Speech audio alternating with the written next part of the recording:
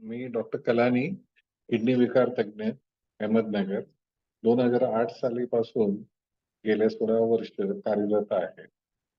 आज या प्रोग्राम निमित्ताने आपण किडनीच्या आजाराबद्दल समजून घेऊ आणि किडनीच्या आजारांचे लक्षणं काय असतात हे पण समजून घेऊ. असं बघायला गेलो तर सर्वसामान्य लोकांमध्ये 10% पैकी 10% पर्यंत लोकांना किडनीचा आजार असू शकतो काही प्रमाणात. किडनीचे आजार जे आहे ते शुगरमुळे, बीपीमुळे, मुतखड्यांमुळे, काही अनुवांशिक आजार जसं पॉलिसिस्टिक किडनी डिसीज किंवा कधी वारंवार युरिन इन्फेक्शन होऊन, काही जन्मजात, काही प्रेग्नन्सी रिलेटेड, काही लहान मुलांचे किडनीचे आजार असं या कारणामुळे किडनीचे आजार होऊ शकतात. किडनीचा आजार समजून घेण्यासाठी आपल्याला 3 तपासण्या महत्त्वाचे करून घ्यावे लागतात. त्यापैकी सिरम क्रिएटिनिन ही रक्तामधली टेस्ट आहे. दुसरा आहे लघवीचे टेस्ट, युरिन रूटिन मायक्रोस्कोपी आणि तिसरा आहे सोनोग्राफी. हे तिन्ही टेस्ट केल्यानंतर आपल्याला किडनीच्या आजाराबद्दल निष्कर्ष करता येतो. किडनीच्या आजारामुळे काही लक्षणं सामान्य स्वरूपात दिसून येतात.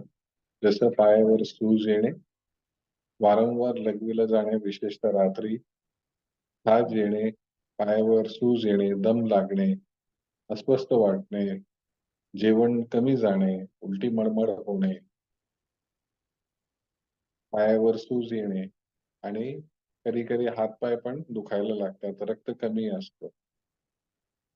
बऱ्याचदा किडनीच्या आजारांच्या पेशंटला रक्त कमी असतो, हिमोग्लोबिन कमी असतो आणि त्याबरोबर त्यांना हाय बीपी पण असतो.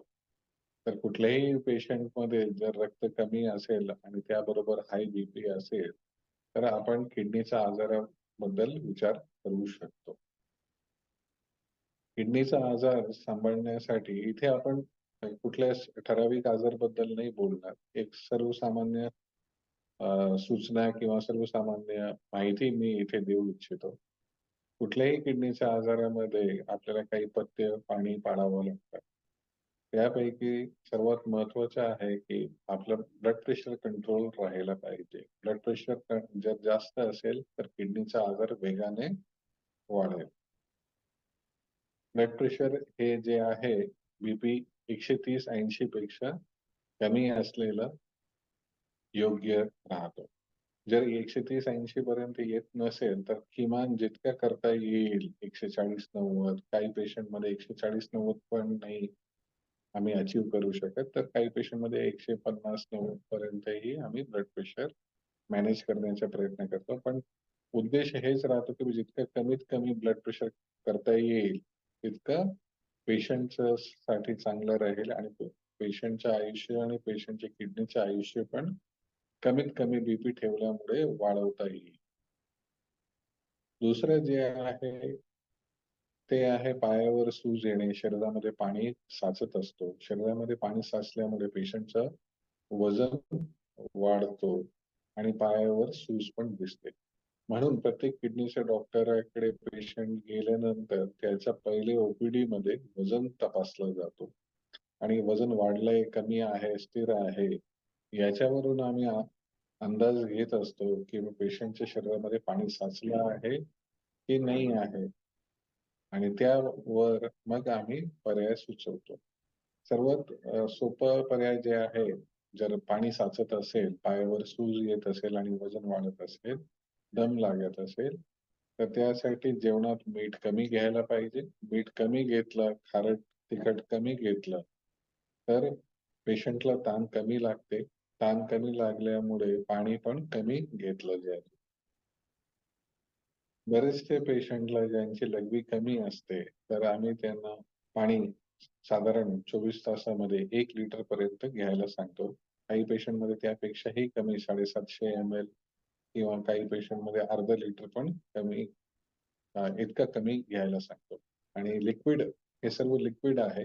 या लिक्विड मध्ये पाणी पण आलं, चहा पण आला, दूध आला, जे काही पातळ पाण्यासारखे पदार्थ आहे ते आपल्याला टोटल 24 तासामध्ये 750 ml ते 1 लिटर पर्यंत कमीत कमी घेतल्यास तर आपल्या शरीरामध्ये पाणी साचणार नाही आणि सूज येणार नाही.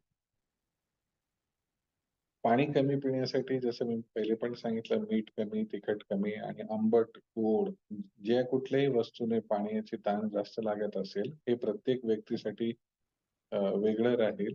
खाद्यपदार्थ ज्यापासून त्याला तहान लागत असेल, तर त्याने पाणी त्या पदार्थ कमीत कमी सेवन करावं.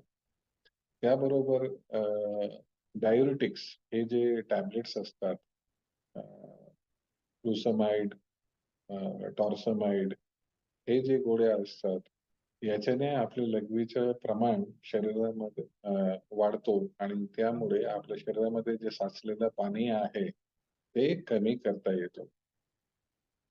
जसं-जसं किडनीचा आजार वाढत जातो, तसं-तसं आपल्याला या डायुरेटिक्सचे डोस वाढवत राहावं लागतं आणि एक मर्यादापर्यंतच हे डोस किंवा हे मेडिसिन्स काम करतात आणि कधी-कधी जेव्हा किडनीची कार्यक्षमता 10% पेक्षा कमी असेल आणि डायुरेटिक्स हे मेडिसिन्सने जर आपल्या शरीरामधलं जे पाणी आहे, हे कमी होत नसेल, सूज राहत असेल, दम लागत असेल, तर मग आपल्याला डायलिसिस पण करावा लागतो. तर हे प्रत्येक व्हिजिटमध्ये जेव्हा पेशंट डॉक्टरांकडे येत असतो, किडनीच्या डॉक्टरांकडे येत असतो, तेव्हा पेशंटचा बीपी बघितला जातो. बीपी आटोक्यात आहे, नाही आहे, किती त्याबरोबर मेडिसिन्सचे डोस ॲडजस्ट करावे लागतात. दुसरं जे आहे त्यांचं वजन बघितलं जातो. वजन बघून हे आम्ही अनुमान लावतो की शरीरामध्ये पाणी साचलेलं आहे की नाही आहे आणि त्यावरून त्यांना सल्ला त्याप्रमाणे देता येतो आणि त्याप्रमाणे त्यांना डायुरेटिक्सचा डोस पण कमी जास्त करता येतो. पाणी कमी घेण्यासाठी कधी-कधी पेशंटला काही सूचना जे आम्ही देत असतो ते असं आहे की त्यांना पाण्याचा ग्लास जे आहे ते छोटा करायला सांगतो. फ्रिजचं पाणी प्यायला सांगत नाही कारण फ्रिजच्या पाण्याने कधीही तहान बुजत नाही.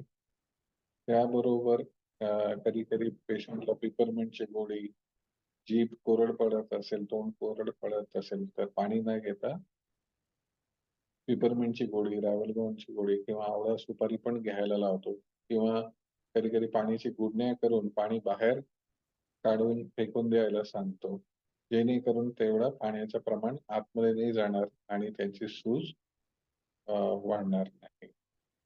अजून बरेचसे काही ट्रीटमेंट आहेत जे आपण किडनीच्या आजाराच्या पेशंटसाठी देऊ शकतो. जसं एस इनिबिटर्स ड्रग्स आहे, ARB ड्रग्स आहे. हे किडनीच्या आजाराची वाढण्याची गतीला ब्रेक लावतात आणि किडनीचा आजार हळू-हळू वाढायला लागतो. त्याचा वेग कमी करतात, वाढण्याचा वेग कमी करतात. त्याबरोबर आता नवीन ड्रग्स आलेले आहे SGLT2 इनिबिटर्स ते पण किडनीचा आजारचा वेग कमी करतात. बीपीचे मेडिसिन आहे एम्लोडेपेन, नेफिडेपेन या गोळ्यांपासूनही पायावर कधी-कधी सूज येते, विशेषतः एम्लोडेपेनमुळे. असं जर आढळले असेल तर तेव्हा बीपीची गोळी बदलावी लागते. पायावर सूज येण्याचं कारण फक्त किडनीच नसतो. कधी-कधी लिव्हरचा आजार पण असू शकतो, हृदयाचा आजार असू शकतो, थायरॉइडचा आजार असू शकतो. रक्तामध्ये हिमोग्लोबिन किंवा सीरम प्रोटीन्स कमी असेल तरीही पायावर सूज येऊ शकते.